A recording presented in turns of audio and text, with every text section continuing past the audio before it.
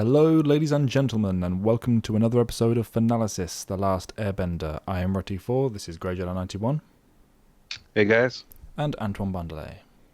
Be water, my friends. Take us away, Matt. Okay, so this is Book 1, Episode 6, Imprisoned. This is a slightly more convoluted episode than the ones that we've looked at so far.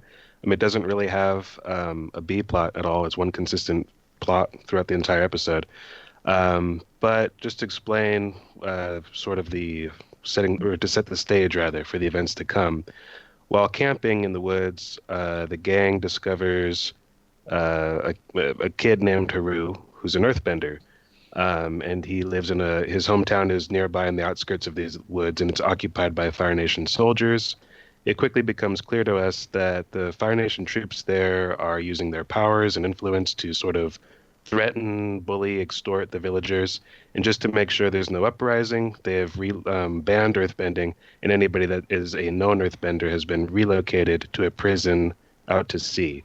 So that's the basic situation that we're faced with at the start of the episode. Taking us away for specific talking points, Antoine? Hey, so yeah, the scene or the episode opens up with a more quiet scene, which we haven't really got yet, where they're just them living, how they are traveling, throughout this world, which again has no name, the Avatar world. I'm just calling it Avatar Land every time I'm referring to the world. I'm just going to call it Avatar Land. But it starts off with Sokka, who is like kind of the hunter-gatherer of the group, like coming back with like no meat or like no real food, but just nuts, different kinds of nuts. He's like, I got nuts. Get this kind of nut and this kind of nut. This one looks like a rock, and he's kind of showing that that it's kind of hard traveling as children, through this world. It introduces that kind of powerful but simple motivator of, we need to eat, we are hungry. Yeah. That is a perfectly legitimate way to drive the plot forward. We need to get food, how do we do that? It's used in quite a lot of some of the best shows out there, actually. Cowboy Bebop springs to mind immediately. That's a huge theme in Cowboy Bebop. Yeah, it's such a simple but powerful motivator. But yeah, I like the introduction to see the first opening shot that we see on this episode is with the panning down of the beautiful tree background. There's a lot of exquisite artwork for backing in this episode, and this opening shot is one of the highlights. To the tune of gentle chimes. It's the first time I think we've had such a gentle opener. It's kind of setting a relaxing scene for this. Usually, the previous episodes have been more straight into the actual introduction of what we're going to know as the plot. So this is one of those quiet moments that we get for the first time. It's really nice to see. Yeah, I really enjoy the aesthetic of the forest itself, and that sort of backdrop looks almost like a watercolor painting with all that going on. And this episode is fairly. I just want to say this up front.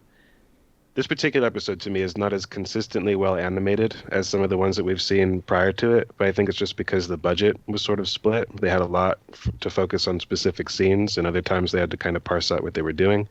But it's a very ambitious episode. There's a lot of locations actually in this particular episode, more so than most. There is. It really is.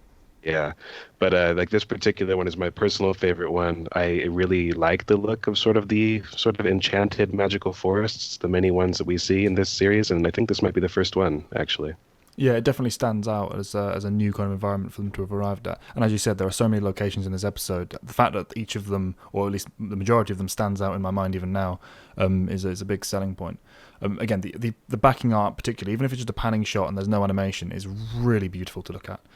Yeah. Yeah, it's excuse me, it's great. But then continuing with like their hunger and stuff like that, they meet Haru, who is an earthbender, who is just like minding his own business, but kind of gets freaked out, and in retaliation, is like, oh, earthbending. And they're like, oh, hey, he's an earthbender, and it's like, oh, he must be at a village, which means nuts or more foods or food that is not nuts. Right. Which again, Not like continuing that motivation of we're just hungry. It's not so much like, oh, cool, he's earthbender. It's more like, oh, he probably lives somewhere. Like, we can actually eat now, which is like what leads them to his village. Yeah, it's not just... sorry. Oh, go ahead. I was just going to say that they do an excellent job of redefining the cause of the characters as well in this moment. While it is just a case of, oh, we've had an explosion, let's run to the plot.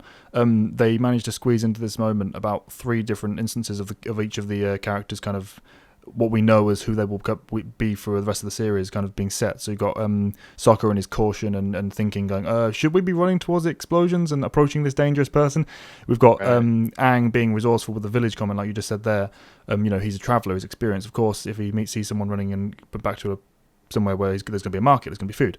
And then also, most importantly, because she's the focus of this episode, Katara, with her reaching out, a hand of friendship and just wanting to say hi, as she says herself. The fact that we get those three instances straight away leading us into the primary plot, and the fact that the episode is going to hammer in these different traits of the characters as we go through, it's so much is shown in this very small space of time, and it's really cool. You don't get to see it very often in shows, and it's the sort of thing you just completely miss as well if you don't think about it. Just to piggyback off that real quick, I was just gonna note real quick that like it's a funny part to me where they're like, so we don't have to eat the nuts, and Sokka's like, well, I went through the work of getting them, and then he was like, you have to drop the shred, like even I don't want them, and that's what it leads me into this, that even though he becomes important in a big way later on in the plot, about 95% of what Sokka says in this episode, it doesn't matter, because it's either something that he himself doesn't actually believe, or it's entirely ignored by the person who heard it. He's kind of like just like this sort of soundboard in this episode, who voices opinions and common sense that it just isn't listened to. And it's kind of the start like he of has this whole plan with the prison later on, which we'll get into. That's what I was referencing. Yeah, right. He becomes important later on. Yeah, but like it takes a long time to get there. Oh, when later on, I thought you meant like later on, like in the series. I was like, he like this is, and believe me, we got notes about that later in this episode. Yeah. But anyway, but this leads me to believe that. Oh, go ahead. Sorry, I was going to say, but you said he has lots to say, but even though it is ignored and largely is irrelevant, even if because he's cutting it down himself a few seconds later, it's all stuff that makes sense to be heard. This isn't just fluff that well, Sokka has to be saying something. It is. It's well not. fitting. That was not a criticism of No, it was making light of the fact that this is somewhat his role throughout the entire series, is to immediately be undercut and just sort of undermined by his companions. Mm-hmm. But it's just interesting how they managed to make that work as a very real thing. It's not just a joke. While he is often the joke of the scene, it always seems to fit. He is a real person in these moments. And he's talking sense throughout the majority of the episode. Particularly with his common sense side. As Matt was saying with the opening, that we see that this nation is being occupied by the Fire Nation, it makes me believe that they're probably still on the west coast of the Earth Kingdom area, because that's where most of the Fire Nation has the colonies and all that.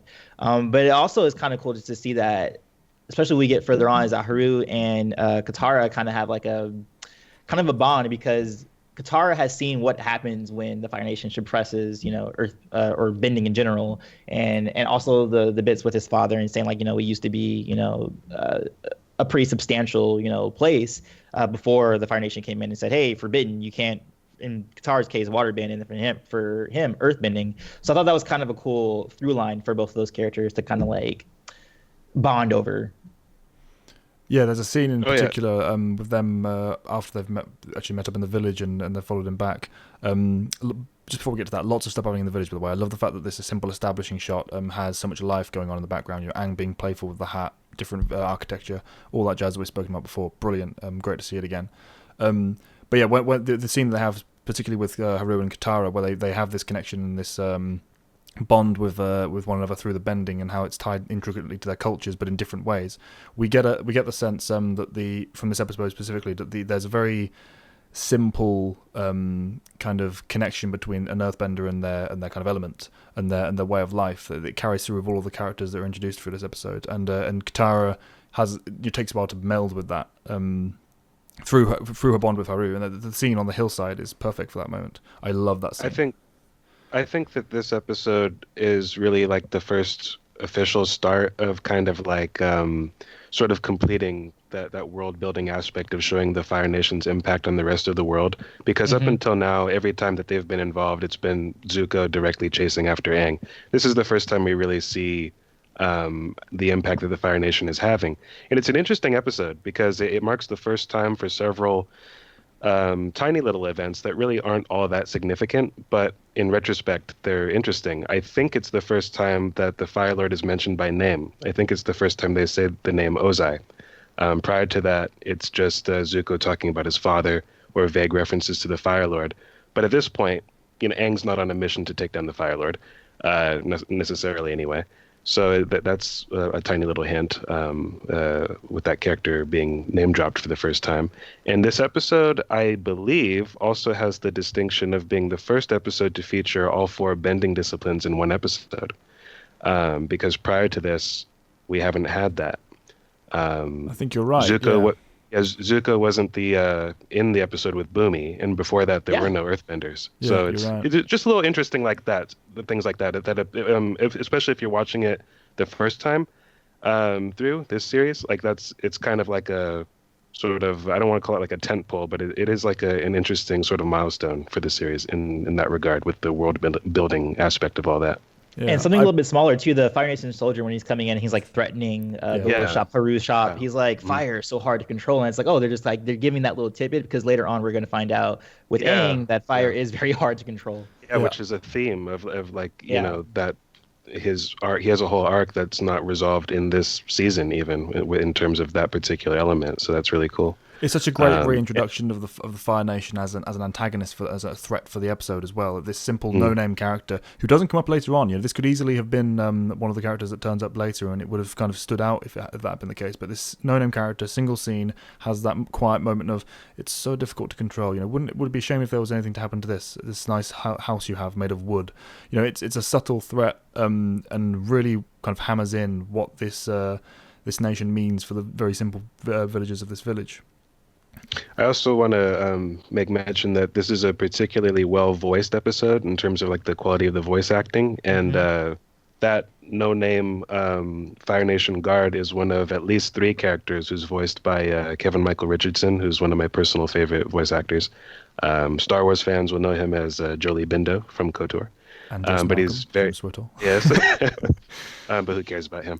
Yeah, no, he's very prolific though. But in any case, he voiced that he voices Haru's father, who we'll meet later, and that's obviously his most notable role in this episode. But he also plays this the threatening Fire Nation guard, who has his own charisma, and he also plays the old man that we'll talk about in a little bit. Like jerk.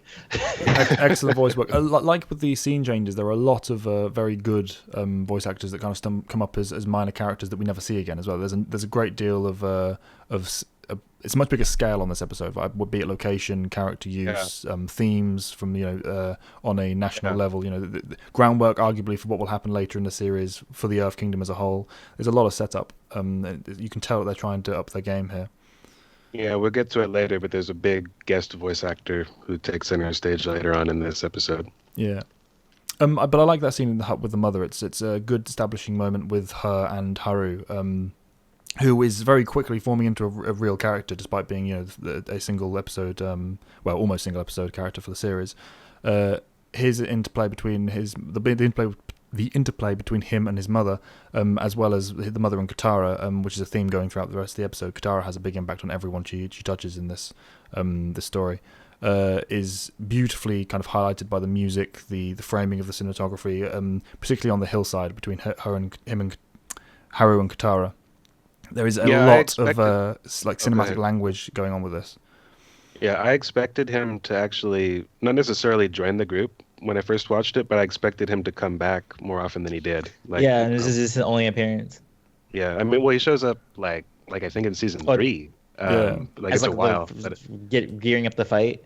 Yeah, he's mustachioed when he shows up again. That's about all I have to say on that report. But anyway, I've lost the thread of where we're going here. Well, there's one thing I was wondering about, because when he was on the hillside with Katara, he is levitating the rocks. And I don't remember if maybe it was just something that was limited to Toph, but don't Earthbenders have to have contact with the Earth? Or is that not a rule for Earthbending? We've seen them lift boulders they do it all the time without having to touch anything. They seem to have basic sure. gravitational powers or magnetic powers sort of thing with the Earth. It seems to work, yeah. That's not a thing with just Toph. Toph's thing is that she's the only one who can. She has to be in contact to see. There is something that she can do that the others can't, though. But yeah, we'll get to that later, and I'll look that up afterwards. But yeah, you're right. There's something about her that stands out. I forgot. We've been talking about this scene. Like it's come up at least twice. This scene where they're talking, but it's the first time I think that they highlight the sort of meaning behind Katara's necklace, and that it's not just a character design aspect. It's a keepsake of her late mother's. Yeah, this scene, I mentioned it before we started recording, actually. This scene is the first part of this episode that made me kind of double take and think, oh my god, I've underestimated the quality of this particular episode. I kind of, looking back on this one, thought it's one of those all right ones, I'll work through it and kind of go on autopilot, it's fine. But looking back and going into the analysis of this for this episode, it really surprised me. This scene on the hillside, the artwork is exquisite. The music is perfectly framed. The cinematography of the panning shot between them set to the horizon. The setup of the necklace, of the connection between the two through their lost parents. The fact that they describe the loss of his father without flashback. It's just talking. It's such a natural moment that not just sets up the stuff that's going to come later on the episode, but the connection between the two as well. So much happens in 45 seconds. The setting sun kind of representing they're setting hope within the village too. I think is another image, something play on the imagery. Yeah, there's so much going on, and again with the beautiful artwork. I mean, this is probably my favorite scene in the episode, just for how much they kind of layer on in such a subtle and exquisite way. This is kind of is artwork for me. This is pure art in a single scene. Yeah, they do it particularly well in Avatar, especially when this scene is again, I'm not sure if this is the correct term, but lit that way, when they show characters at times of dusk or whatever, the way they do the lighting there is really good. It always sort of suits the mood and makes it more atmospheric and feels more nuanced. Yeah. And there's a very real connection forged between these two, in a subtle, not oh look, we're forcing them together kind of way that really doesn't matter for the rest of the episode. That's the primary reason I expected the guy to show up more often than he did, but whatever. Yeah, but yeah, I love it. This made me reevaluate my entire thoughts on this episode as a whole. This one scene. The next scene is with the old man and how he gets caught in the line, and then Haru has to. I mean, Katara says, "Hey, you either let this guy die, or you're gonna have to help him out with earthbending." So he's like, "Okay, I'll do earthbending," which makes sense. But then that old guy comes back and. I don't understand that old guy. I was going to say that. Angry at that. Yeah. I would be really angry at that guy as a character. I mentioned to you guys before we started recording that I had 2 negatives in this episode. This is one of them. I would have at least liked for there to have been some kind of scene. This episode, like I said, is fairly ambitious. Lots of locations, lots of background characters, lots of characters in general, actually. To work with only 22 minutes. So maybe they had a scene where they explained his motivation, and they had to cut it for time. But even if they'd shown him getting a little pouch of gold or something for the information, I would have liked for some kind of explanation, because it does come right out of nowhere. Yeah. And it's always bothered me from the first time I saw this episode. Small little chest of gold that he hands over when they arrive at the house would have been all we needed. It was a bit of a strange one, that one.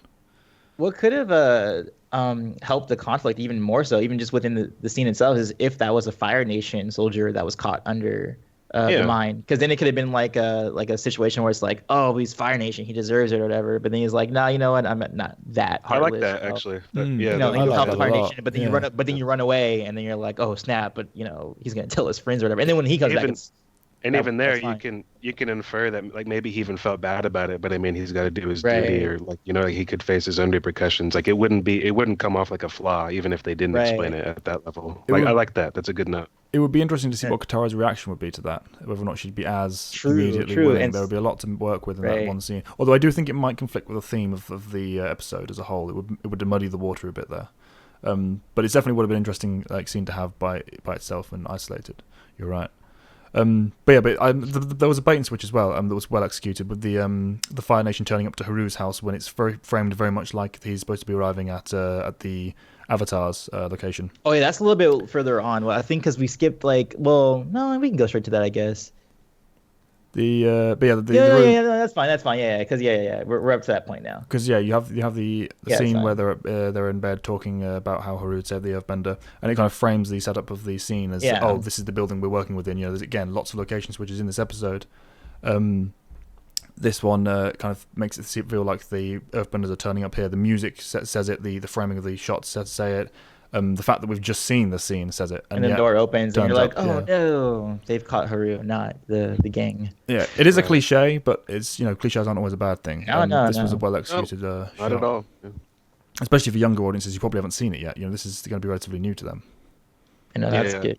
And I especially like the scene where sort of Katara wakes up to like the new day and everything's bright and cheery, only to find his mother like He's teary-eyed. And I thought crying, you know. that was very It's a well nice done. contrast. It's great Yeah. when you have those kind of contrasts, when you have like a very beautiful setting, but then a very tragic thing has happened Yeah, and within that space. no dialogue, like that would have Right. diminished Just it. You tears. just see her kind of wallowing in despair, and it has power as Yeah. well because it's been set up that she has a connection with her son. It's been set up that Katara has a connection to Haru. It's been set up that the situation is obvious what has happened from how everything's been framed thus far. So Katara's reaction makes sense. You know, there is weight to what we are seeing here, and it's about 4 minutes into the episode at this point, probably a bit longer than that. It's probably about 8 minutes. Yeah, it's the amount of stuff that's happened thus far is incredible, and you buy the reaction of both characters as a result. Though I do No. think Katara's a little bit lazy because she could totally use that well properly instead of water bending the water out of it. Right. But, you know. Yeah, But, yeah, and wasted the switching pot as well. gears. Yeah, switching gears from the beauty of the moment, we now reach my other low point. Callan, you want to explain what's going on here? Yeah, the plan is an interesting one, and I like how creative it is. Also suggested by Katara, which is a rare moment of ingenuity from her. Usually it's Sokka that comes up with these things, though he was very supportive of them. Right. Yeah. Um, I agree with you. So far, I'm with it. Yeah, so far, yeah. I'm with So it. all Yeah. good. You know, nice plan, makes sense, logical. Okay, great. Could have done without the weirdly out of character actions from Aang being seemingly unfazed by the fact that Haru is in danger and Katara is trying to go into danger himself to get him back, and also the fact that the guards were bumbling buffoons. I mean, No, that's See, kind of that fine was- because there has actually- been. but the gonna humor as say- well. The big one for me, and I'm pretty sure Oh. the same for you, Matt, is the humor between Katara and Sokka. Yeah, right. That kind of almost ruined it. That took me out of the moment when they're all earthbending style, and I'm going like, this is No, that was amazing for me. Oh, that come was on. probably one of Like, my to me- favorite parts because that was Yeah, like a that's- total that's a total like push onto like anime like Naruto really about being like you know. yeah. I mean, I can see that. To me, it just sort of took me. I felt like, oh, maybe I'm an old soul. Maybe I'm too old to Maybe enjoy you this. are But like, because that was awesome to me. because what's the moment that saves it to me, like the moment that actually makes me laugh, is the buffoonish guard going, "That lemur's an earthbender." Like that's the part that made me laugh. Like that's when they saved it for me.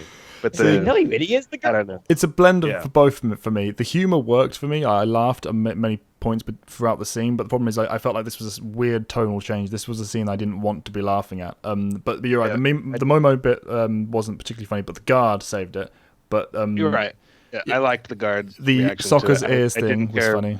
I didn't care about the skit. Like the skit was like, to me, I was over it. But Yeah. I enjoyed the guard. No, I think this gets earned. I think it's fine in the context of this show and the tone that it has in general. I mean, yes, they are trying to like, get back Haru, but like you can earn this little scene where you can have like a little comedic moment with their really bad acting. And also there's a little establishment where they mention elephants. So I'm like, Yeah, I thought that as do well. they have elephants or is it like a hippo elephant? Because they usually have like hybrid animals in this world. And then she like straight up says like, your ears are bigger than an elephant. I'm like, oh.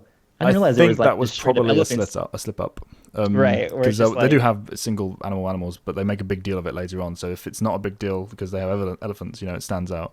But yeah, it probably Right. was a slip up on the writer's side there. But I you know, there were parts of it that made me laugh. The skit was relatively fine. It was just the fact that I was like jarring between I'm supposed to be worried about for Haru and also laughing at this moment. So it was a bit off for me. The But weakest I part of do the agree episode, but still good.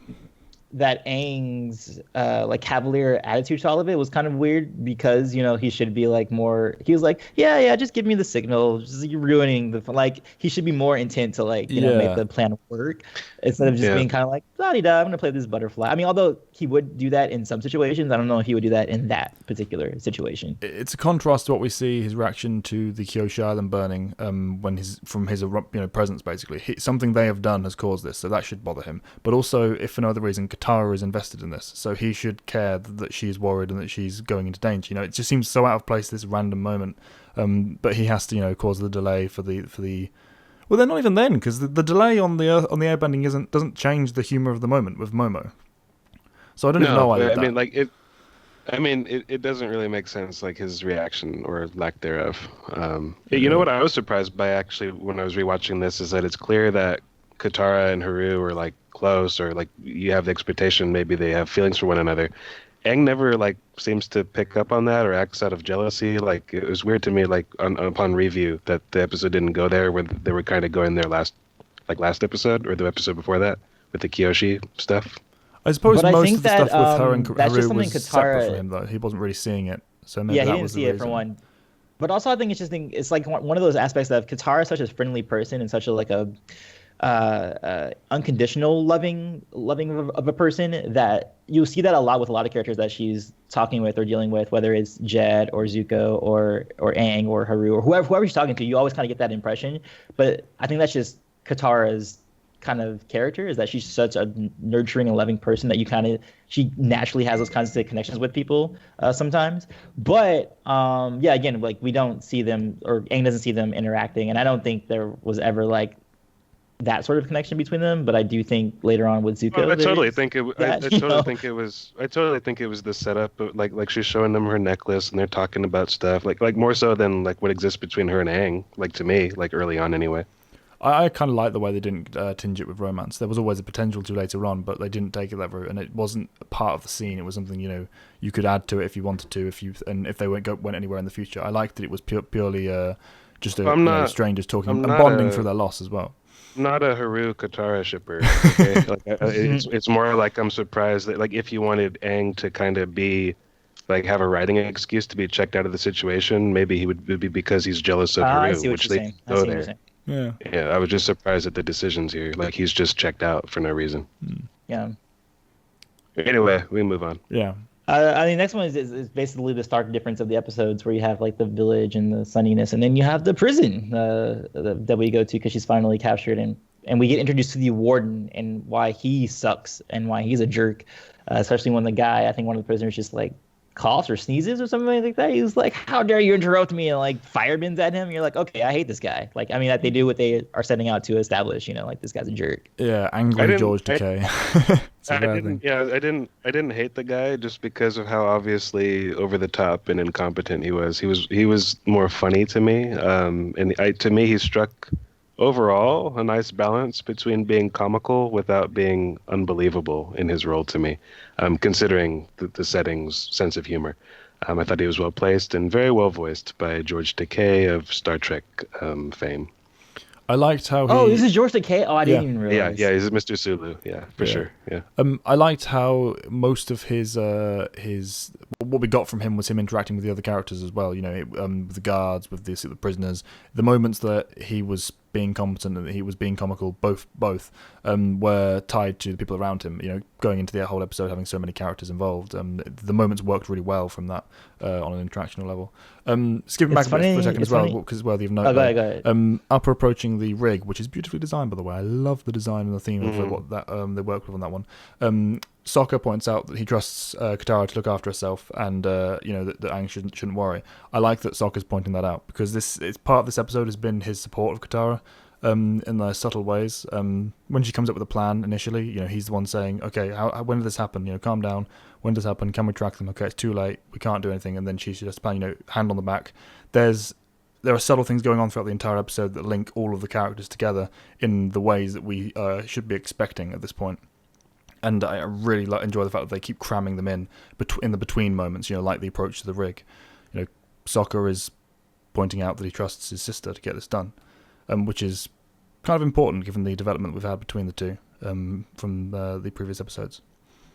To me, it was more like them laying the foundations for how their characters will be for like the rest of the series. Like she's totally like she's about helping the common people, and he's more like, I mean, it's not like he's not about that. He's just seeing the big picture more than anyone else on the team is. He's a bit more pragmatic than Katara is. But at the same time, he gets his sister and knows why right. she's doing it. Yeah, you're right. There are little moments that reinforce that. Both sides, her drive, her kind of agency and what's going on in the story isn't overshadowed by the fact, but it is still supported by his presence and what he's doing here. Be it his talking to Aang about how he trusts her, be it the sport of it in the scene where she plans. The very start where he's urging caution, loads of it. Later on in the episode, I hate when you get like this. Little moments that kind of reinforce their connection. I love the way it's been pulled off throughout the entire of the episode. I wasn't saying you were wrong about any of that. I just was telling you what I took away from it more primarily. Yeah. But it also does lay the groundwork. We also get we also get the establishment of metal and how earthbenders, like that's like the big thing to stop them from doing any Yeah. bending, which Right. is an establishment for the ongoing books because that's a big reveal later on about metal bending and all that You kind of know, stuff. that's the thing about this episode, I think, is that overall, like, there's a bunch of little things that we can get into soon as the episode concludes, but what you just touched on is a big one. In that, the reason I thought this episode, because I was like Callan, I wasn't expecting to really get into this one upon review, in retrospect, because it's sort of it's almost I don't want to call it dated. I don't know what I'm saying here. It's like this threat would have been like 2 minutes worth. It would have been like an opening scene like late in the series. They could have dealt with this conflict with their eyes closed, this entire thing. But because Aang has only got control over one element, because Katara is not a great waterbender yet, because ostensibly you can't bend metal, all of those limitations, it makes this sort of almost quaint situation much more dire than it normally would be. Like this would be totally not an issue late in the series. Yeah, I can see how that would frame our perspective looking back as well, because we would have been very much like, oh, who cares about that little thing that happened? But you're right, going through it from the starting point, you don't have any of this knowledge. So this is, Right. this does have a lot more power on that alone. I hadn't actually thought about that side of it. I think, and I mean, we'll get into it later, but there's one of the examples of that is that Aang has to get around the fact he can't earthbend by moving Earth with airbending. Like, it's like that would be so much more simple, like late in the series where he can just do that. Yeah. But Right. I mean, and not talking about it as a flaw. Of course, he can't do that yet. It's just that's why I wasn't expecting much from this, because I expected it to be kind of like a slog, like going through stuff where, oh, we should already know how to do this. We should be over this. But there's enough merits to the episode in general that I was still hooked, even though what they're doing is not that cool. In comparison to much later stuff, of course. Right, and then we get introduced to Katara. She actually gets to the prison and gets reacquainted with Haru and his father, Tyro, who, again, I think we mentioned already, right, was Kevin Richardson. Mm-hmm. And then we kind of see like the broken spirit of this Earth village, even after Katara gives like this really, really, really good speech about like they can take away your earthbending, but they can't take away your hope. And they're like, shut up, girl. Like we're cool.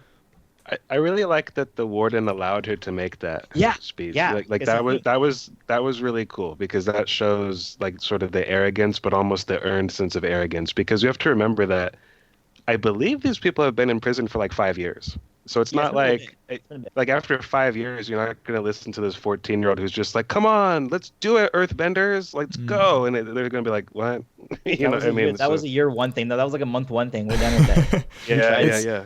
So that's adult storytelling in a children's cartoon. I really enjoyed that. Yeah, and as we've mentioned before, this show does a really good job. We did it earlier in an episode actually with the mother and Katara. It does a really good job of framing the arguments of both the children and the adults as both being right. You get where both of them are coming from. Katara is absolutely right in the situation, and she gives a great speech. But the fact of the matter is, these guys have been here for years, possibly even 4 years at this point, for most of them. They are going to have been broken. They're going to have been beaten by the situation, and like you said, 14-year-old girl, who cares?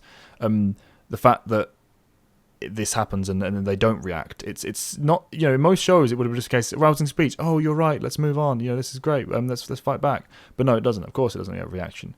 But at the same time as well, they're not being malicious about it.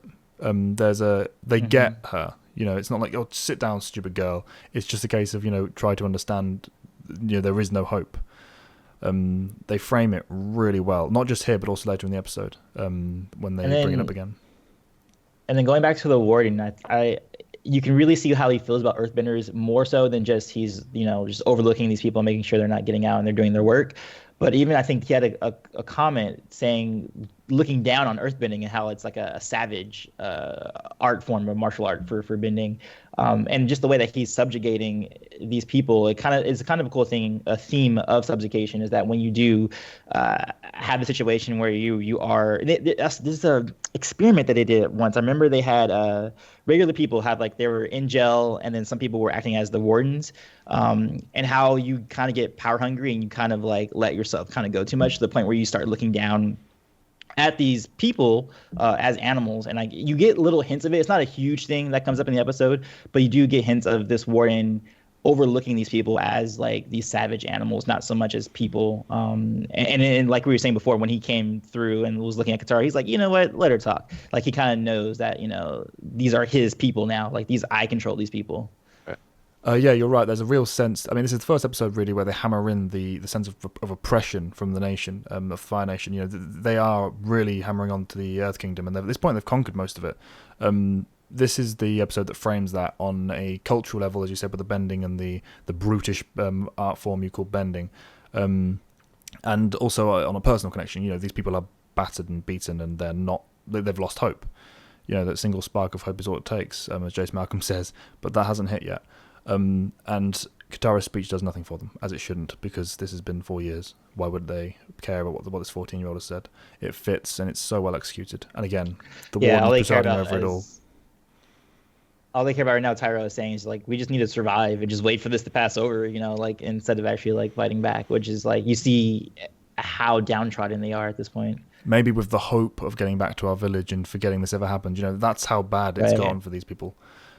Also, very small thing, sorry. It's not from one village as well. They came from different villages. That's important, not just for the setup of what the Earth Kingdom will later be shown as, but also the fact that, you know, this is a pretty big deal. It's not just as one village has been taken as one space. You know, this is a large amount of people that are being vindicated and saved. It's like the entire west coast of the Earth Kingdom, basically. That's what's been colonized by the Fire Nation.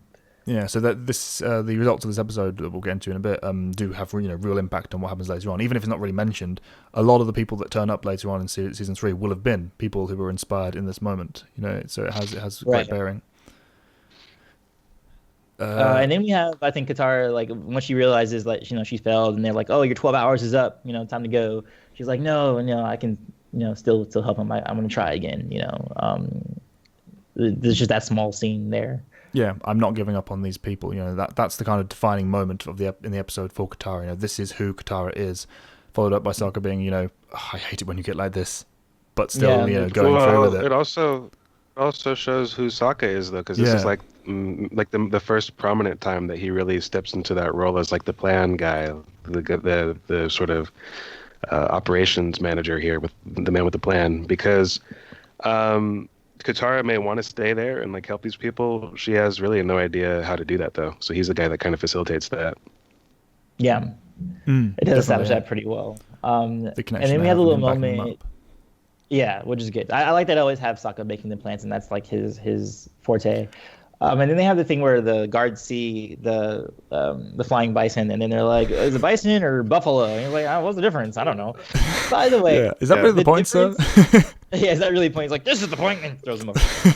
But fun fact: the difference between bison and buffalo is the bison has a larger snout, and they have like the W-shaped horn situation going on, and the buffalo, they just have like the two horns, and they have a flatter face. For anyone who cares about buffalo versus bison, that's not the point, Antoine. I know that's not the point, but in case you weren't that. Yeah, I know. After 12 years, I finally have the answer. It's funny seeing that. I like that. This is how you do humor with guards. You know, that they're competent because they've just brought this information to the captain who is actually going to respond to it. But at the same time, they're self-aware. You know, he's saying, "What's the difference?" Is well, I'm not sure what the difference is, but does that really matter? You know, the humor lies in their realistic reaction to what he's doing, because this is the more, you know, he's the kind of more comical focal point of the episode on the villain side. So them responding to him is how you can get a real laugh.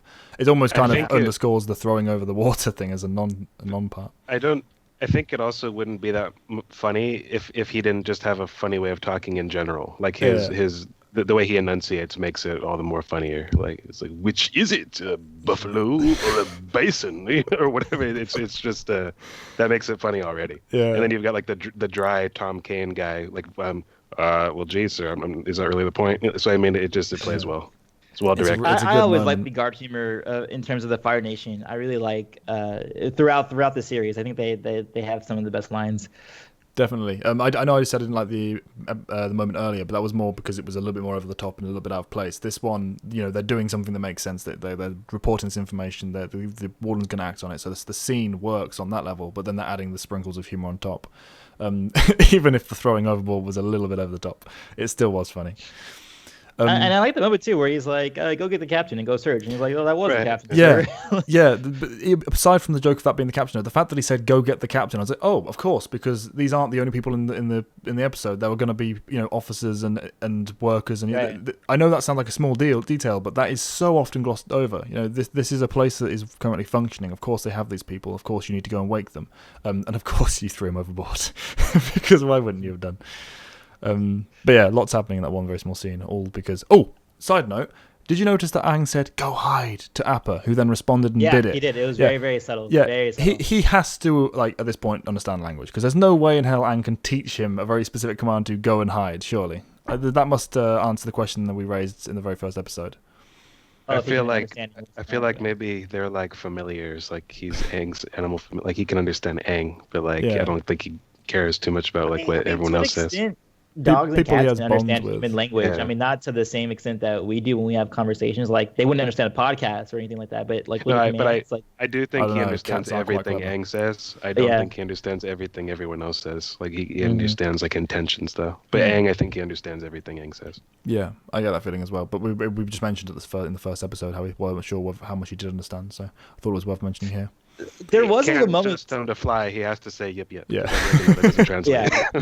There was a moment too when they were doing their plan. Osaka was talking about the plan about the coal and stuff like that, where just idly Aang's like, "I wish I can make a hurricane," and there's like this a moment that Yeah. where Sokka and Katara were like, "What?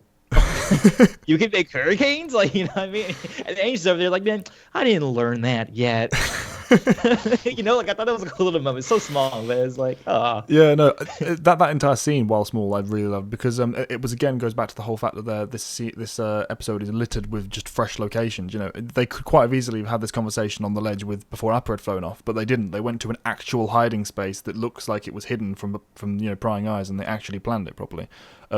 Everything about that scene is just a breath of fresh air in terms of how selling the realism of the moment.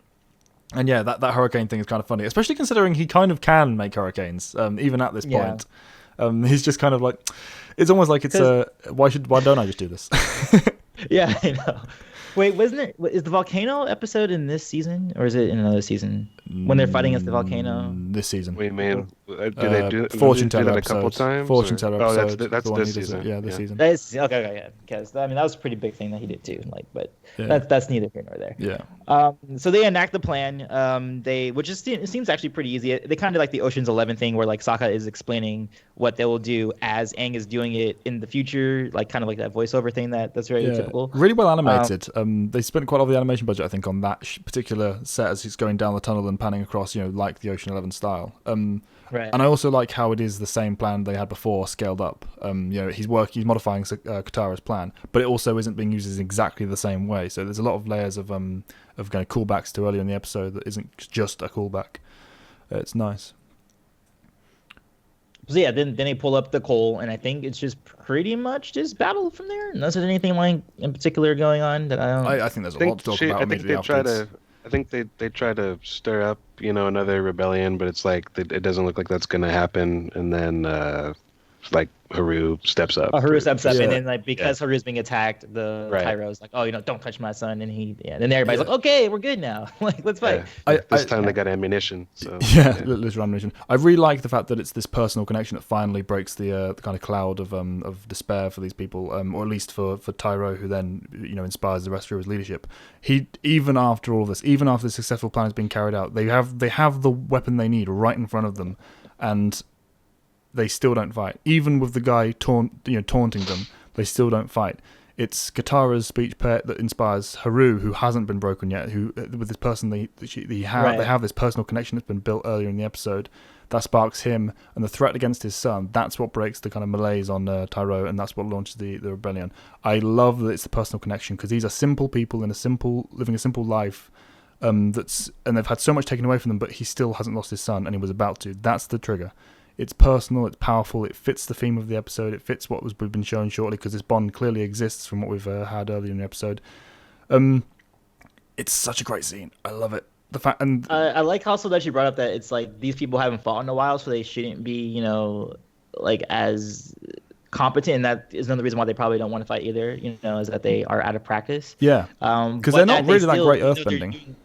Right, and since they're having a combined effort, they're being very effective. Which, in contrast to like the movie, which I think is like kind of like the similar scene, you have Oh like god. seven vendors just lifting a rock. Like you kind of understand that like they're actually competent, and can be Yeah, high as a intensity unit. pebble bending with synchronized dance of 7 people. Ooh, God, Right. And Shyamalan. I like Anyway, Aang's air funnel. It's really ingenious, like for yeah, him. And that's Aang just being ingenious as always. And then just you funnel it through, and then just like fling it out. this entire fight isn't something you go to, to cut into, fight videos or anything. It's not really that impressive, but the stuff they're doing with the budget they have, that it's dynamic, it's inventive, it's relatively unique from what we've seen thus far and what we'll see later, even if it's relatively simple. And again, it fits because these people have been on this metal frame with no earth to bend for like 4 years now. So of course they're not going to be at the top of the game. And also, they're not soldiers. They're just simple people fighting competent soldiers. Again, the firebenders were fighting back and quite well. The warden in particular. All of this adds to the emotional stakes and the weight of the moment and all of the different payoffs that are being thrown at us in the very quick succession. Also, a brief note. I liked that the warden led with you're about to make a mistake. You're about to be killed. You're one more mistake away from being dead where you stand. To Katara, warden says that to 14-year-old girl, straight up. Yeah. I like that he feels confident enough to say that in front of all of these people. It adds to what we've been given earlier on. Again, so much payoff. And also, should we assume that the warden died? I mean, considering that Tyrell threw him over, he's like, I can't swim. That's my assumption, personally. He has his fellow soldiers there to help him. Whether or not they'll be inclined to is another question. Particularly if the other one he threw over is still down there. I like to think that he's just found a position as a janitor somewhere because he's not really cut out for much more than that. Yeah. He's for the warden? Bit bumbling. Yeah. He's quite bumbling, yeah. Yeah, talk about before that. Yeah, no, the thing I wanted to mention as well is the ship sailing away, the hammer down of the kind of resistance being born, as it were, of these people who are going back to get their homes. There are multiple villages, because Tyra makes mention of pointing it out to the other people that he's going to help them as well. But also the payoff of the Haru and Katara kind of the bond they formed. Because it's pointed out that Katara was the one who did this. Katara was the one who brought about this change in the people and their hope and getting them out. It wasn't the cold, it was you, Katara. Yeah, it's a really powerful line. I really love that line because it was her. The bond between the two. You believe this connection is what sparked it sparked the hope. I think that's part of because we mentioned it in other reviews so far. Is that's the reason why like you remember all the characters and not just Aang. It's really not just Aang's series. Like all of them have their own plots and strengths, and it feels like an ensemble cast, including the antagonist. Right. Yeah. Because we have Zuko. We're like, oh hey, Zuko's back. Yeah, but I mean, like Katara spearheaded this. She would have gotten nothing accomplished without the whole team effort. Like Aang's the one that identifies the fact that there is coal here. Sokka's the one that forms the plan. Like, she just was there to try to stir up rebellion, and that failed completely. But the spirit was there, so she needed her teammates to, carry that along. I'm not trying to diminish the impact she had. I'm just saying it wouldn't have gone anywhere without the teamwork. Yeah, you need the teamwork on almost every single episode. And again, the thing that she brought to this episode, she was bringing throughout. It was if she hadn't formed this personal connection with Haru by her just being herself and being her kind and compassionate nature, and also actually having her own personal loss to kind of relate to him with. If that hadn't been all tangled up in the plot and in her agency over it, then none of this would have happened because Haru wouldn't have cared. And if Haru didn't care, then there would have just been another Earthbender not doing anything as they get killed. And to cap all of that off beautifully, the necklace is gone. He makes mention of, thank you for bringing my father back to me, and if only there was something we could do for yours. And she immediately reaches for the comfort of her necklace, which has been, again, established earlier as being a comfort to her in these times. It's gone. We wouldn't have probably even noticed that. I don't know about you guys, but I didn't notice that until it happened. I didn't see it, yeah. No, not until he pointed it out. Yeah, No, and it's the fact that she reaches for it, which why has she done this action? Because she's reaching for the necklace. That is something she's going to do here. And it then ends the episode with Zuko picking it up. Reintroduction of him as the main antagonist and the threat. He wasn't necessary for the entire episode, but he's there to kind of be chasing on their heels. And now he has something that matters. He's got an additional element of emotional impact to bring to the table later on, as he will inevitably do so. To me, I don't glean that much, like what you're saying from that moment, but to me, it is like a subliminal, like it sets up the expectation that, like in my head, when I was watching, oh, fire and water will become one or something. Like he's gonna return that to her in like a weird way one day. Because I was totally like what Antoine's been hinting at. Like I was that word for those kind of people. Like that saw a different relationship blossoming than what we got. I Anyway, definitely wasn't at this point. I was. Oh yeah, I was totally like, oh, like it's gonna go somewhere. Like he's got her jewelry now. It's Oh, he's okay. like he's all like I just like the color play as well because he looks like I like how well the elemental cultures like differentiate on like color schemes and just like the look of her necklace in his hand because of how like his different color scheme. I like that fire and water thing going on. Oh, okay, I didn't get that from it. But fair enough. Oh, yeah. No, I mean, I'm not claiming that like I had the whole thing outlined, but it did, like I said, almost subliminally set up that expectation in my mind. Ah, cool. I'm reminded of it upon seeing it again. But I just love the moment. It's an excellent way to end the episode, and it's pretty unique as well because it's rare that you'll see it just ending on Zuko kind of looking off into But what he's I seeing think the cast. Usually, it's an it's the Apis only flying time, away scene. yeah, I think it's the only time I can think of Zuko like being in an episode where he didn't talk though, like he had no lines. It It's was one of the just rare sort of ones, a. yeah. And it still works. I mean, it would have been bogged down if he'd had any more Yeah, presence he than didn't he even did. have a line. Oh yeah, no. That Yeah, was no, not a complaint. no, it wasn't a complaint. But yeah, that's why they did it definitely because it would have been out of place. But at the same time, it fits that he's there. He's chasing them. They've definitely made more than enough I ruckus love to the draw his way it is. attention. I love it. Yeah. Yeah, I love it the way it is. Just I think it's the only time that happens actually. Yeah, I can't think of any other instances thus far. Or Because he is seen in afterwards. most episodes. Mm. It's rare that he's not. So Yeah, this almost didn't have him. That would have been two in a row that almost didn't have him. That's like unheard of actually. yeah, and brilliant because it adds so much. This wasn't about Zuko. This was about the Fire Nation, and this was the episode that kind of separated the two in our minds. As the cultural impact as a whole, and this one threat to the actual team of personal people we're following. Mm-hmm. But yeah, that is episode 6, Imprisoned. Any closing thoughts, or are we wrapping up now? think that's Much more it. ambitious episode. It was a much more ambitious episode than I anticipated upon review. So I'm much more impressed with it than I thought I would be. That's pretty much my putting a cap on my thoughts there. I think it's funny because when you guys were mentioning that before, and it just goes to show that if this episode, which is done so well, like gets the it's a good episode. Like it just shows how great like the series really is going forward. I mean, I've always liked this episode. I didn't. I guess the same as you guys. I wasn't like any like.